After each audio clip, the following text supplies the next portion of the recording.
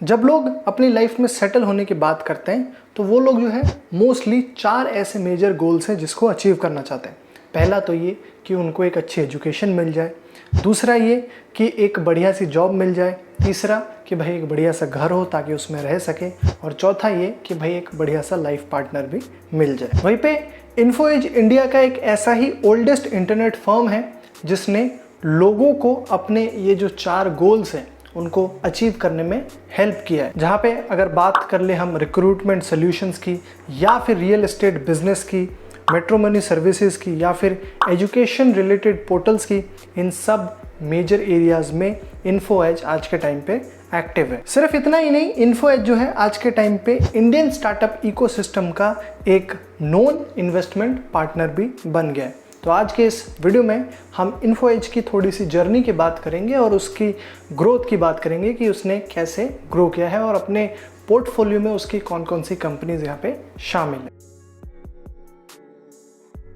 Info as की शुरुआत साल 1995 में मिस्टर संजीव बिखचंदानी जी ने की थी। उस वक्त पे मिस्टर संजीव के द्वारा लिए जाने वाला ये एक बहुत ही ब्रेव डिसीजन था, क्योंकि उस वक्त पे एक ऐसी इंटरनेट कंपनी की शुरुआत करना जब इंडिया में इंटरनेट का इंफ्रास्ट्रक्चर जो है वो बहुत ज़्यादा मजबूत नहीं था, वो वाकई में ही एक ब्रेवरी की बात हो जाती है। इसके बाद फिर उन्होंने देखा कि इंडिया में ऐसे कौन से मेजर प्रॉब्लम है जिसको लोग यहाँ पे फेस कर रहे हैं। जिसके बाद उनकी जो टीम मैनेजमेंट है उसने ये आइडेंटिफाई किया कि इंडिया में जो जॉब सर्चिंग है वो एक बहुत ही मेजर प्रॉब्लम है, और इसी प्रॉब्लम को ओवरकम करने के लिए यहाँ पे ईयर 1997 में Naukri.com को इंडिया में लॉन्च किया गया था। इसके साथ ही करेंटली Naukri.com दुनिया भर का लीडिंग जॉब पोर्टल भी बन गया है। Naukri.com की शुरुआत करने के बाद इन्फो एज ने फिर यहाँ पे दूसरे पोर्टल्स में यहाँ पे फोकस किया, जिसके बाद उन्होंने कई सारी कंपनीज फिर लॉन्च की, जैसे कि आपका मैट्रिमोनियल प्लेटफॉर्म जीवनसाथी.com को उन्होंने यहाँ पे लॉन्च किया।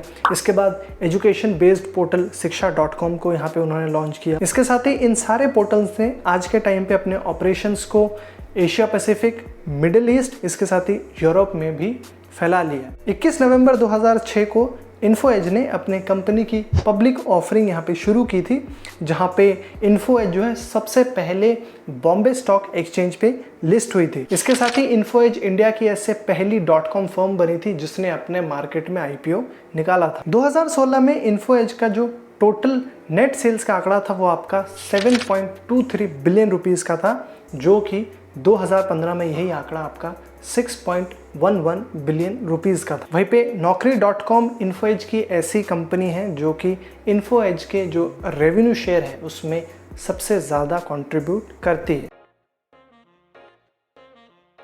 पिछले 6-7 सालों में इन्फो एज इंडिया के स्टार्टअप इकोसिस्टम में एक बहुत ही जानी पहचानी फर्म भी बन गई है, क्योंकि उन्होंने कई सारे फंडिंग इवेंट्स में यहाँ पे एक्टिवली पार्टिसिपेट भी किया है। कुछ ऐसे मेजर स्टार्टअप जिसमें इन्फो एज ने यहाँ पे इन्वेस्ट किया है, उसमें सबसे पहले आपका आता है online food delivery giant Zomato, इसके बाद आता है insurtech aggregator Policy Bazaar, edtech startup Adda 247 और digital ledger platform Khatabook. Info Edge ने ये भी ऑफिशियली रिवील करके बताया है कि उनका जो इन्वेस्टमेंट पोर्टफोलियो है वो भी यहाँ पे बढ़ा है, जहाँ पे ये आंकड़ा फाइनेंशियल ईयर 2014 में 336 करोड़ रुपीस का था, वही बढ़कर फाइनेंशियल ईयर 2020 में ये आंकड़ा 1108 करोड़ रुपीस पे पहुंच गया है। वहीं पे अगर ओवरऑल ग्रोथ की बात करें तो इन्फो एज ने पिछले 6 साल यानी 2014 से लेकर 2020 के बीच में अपने इन्वेस्टमेंट पोर्टफोलियो में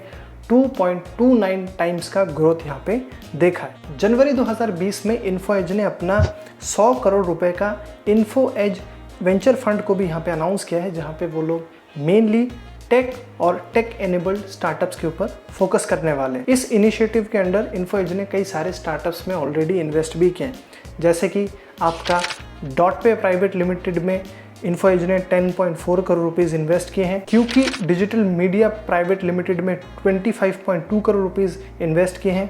इन tele health solution private limited में 3.7 करोड़ रुपीस इन्वेस्ट किए हैं। Fan buff e sports India private limited में 3.5 करोड़ रुपीस इन्वेस्ट किए हैं।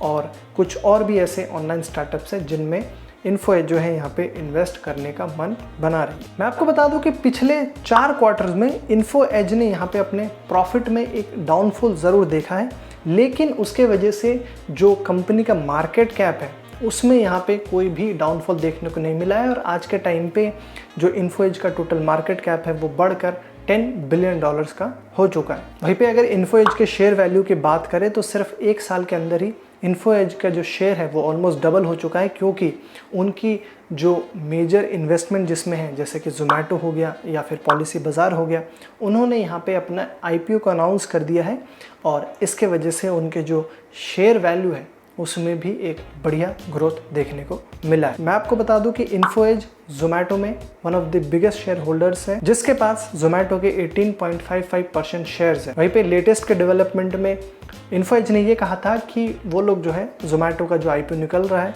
उसमें 750 करोड़ रुपीज़ के जो शेयर्स है उसको बेचेंगे, लेकिन फिर बाद में उन्होंने अपना मन बदल लिया है और अब उन्होंने कहा है कि वो 375 crore rupees worth of share जो है वो यहाँ पे बेचेंगे। बाकी दोस्तों आप लोग ज़रा हमें बताइए आपको क्या लगता है कि इन्फो एज को इस जोमेटो के IPO से मुनाफा होगा, और बहुत जल्द पॉलिसी बाज़ार भी अपना यहाँ पे IPO निकालने जा रही है, तो क्या इन्फो एज को यहाँ पे एक अच्छा खासा मुनाफा होगा और क्या लगता है कि उसके वजह से उसके शेयर प्राइसेस भी बढ़ेंगे, और क्या आपने जो है इन्फो एज के किसी शेयर को यहाँ पे होल्ड करके रखा हुआ है? जो भी कमेंट्स में ज़रूर बताइएगा। बाकी आई होप ये जो वीडियो है वो पसंद आया होगा, तो प्लीज़ लाइक कीजिएगा, साथ ही अपने दोस्तों के साथ भी ज़रूर शेयर कीजिएगा।